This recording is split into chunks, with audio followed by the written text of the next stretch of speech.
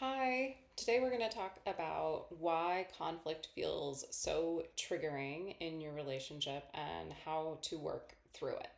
So, this is for you if you feel like you're in this pattern of whenever there starts to be a little signal of like conflict, when someone brings something up, when you bring something up, maybe you know that it's going to get into this reactive situation with your partner. Maybe they're reacting, maybe you're reacting, maybe you're both reacting, and you don't know what to do, and it makes you want to just avoid conflict, maybe altogether.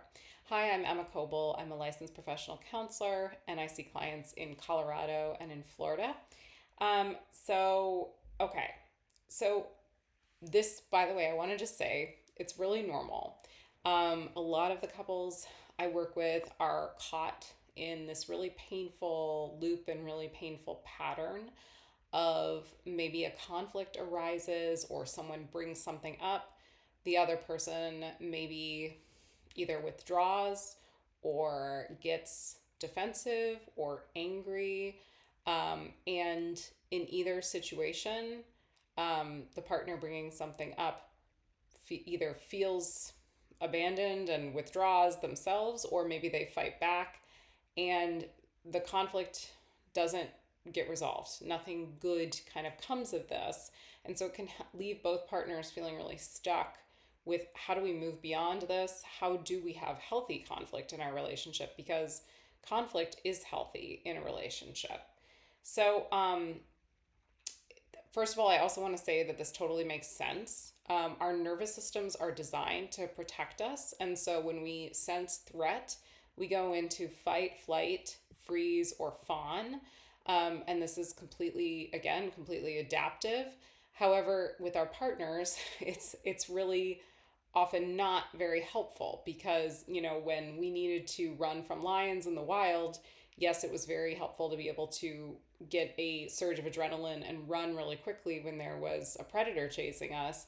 But when we get into a fight with a partner, we actually need to be able to access our higher selves to be able to explain our more vulnerable emotions that are underneath the reactivity, which we can't really do when our nervous system is hijacked.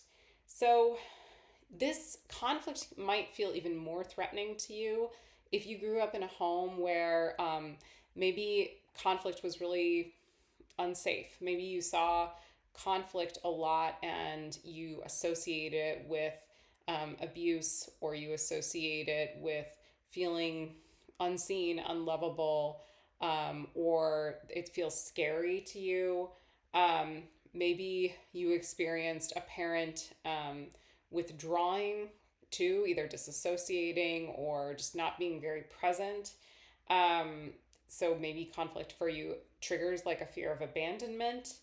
Um, Maybe you were shamed for having needs, and so you're afraid of being seen as like too much right now in your relationship if you do have needs. So all of what we do in our romantic relationship, it comes down to the attachment struggles and the attachment wounds we had as children.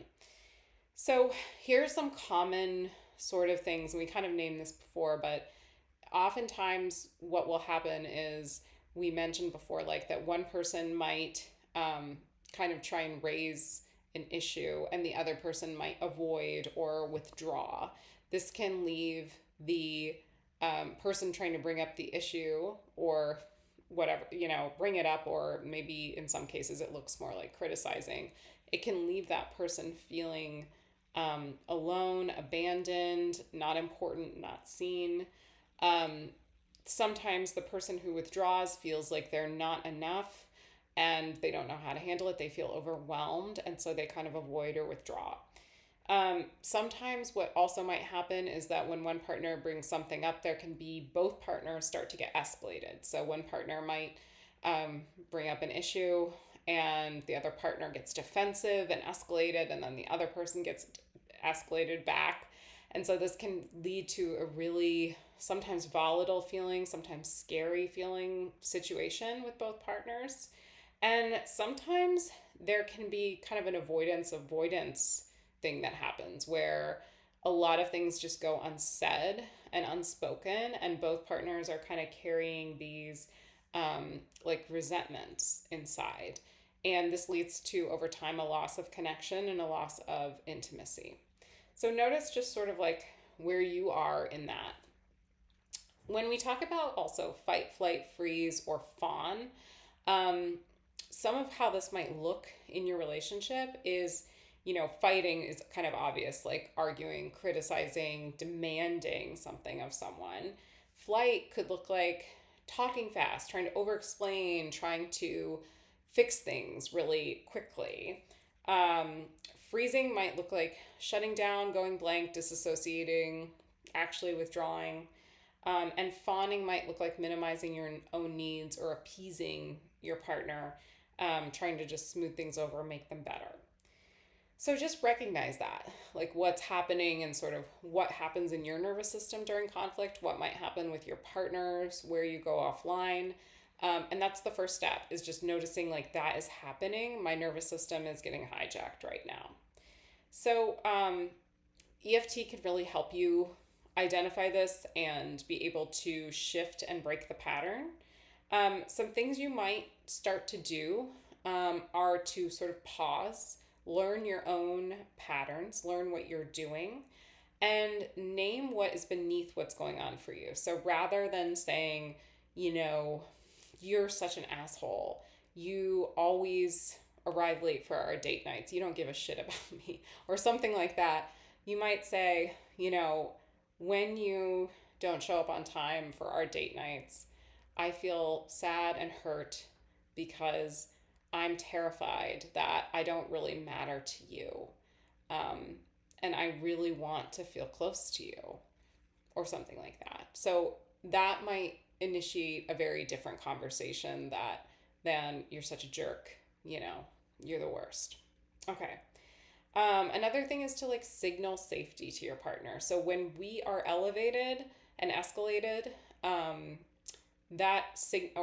we're withdrawn and disassociated, that signals not safety to the other person, and they often will, their nervous systems react to that as well. So as much as you can, like, be gentle, look gently in the eye, try and approach the situation as you would to a scared kid, because that's kind of probably what's happening with your partner right now. Sometimes, like, setting timeouts without it being like a manipulative, like, I just need to get away from you kind of thing. Like, setting a timeout of like, let's take an hour, let's come back in an hour to this, and setting it intentionally to take a break and let your nervous system cool down. And then repairing. So letting the person know you want to work through this, they matter to you, taking the time to reconnect after an argument. These things are going to help you shift from being triggered to feeling connected again. And this takes time. It's not an overnight process. If you do need help, couples therapy can really help you with this. Get in touch for a free consult if you're in Colorado or Florida, and I hope you have a great day.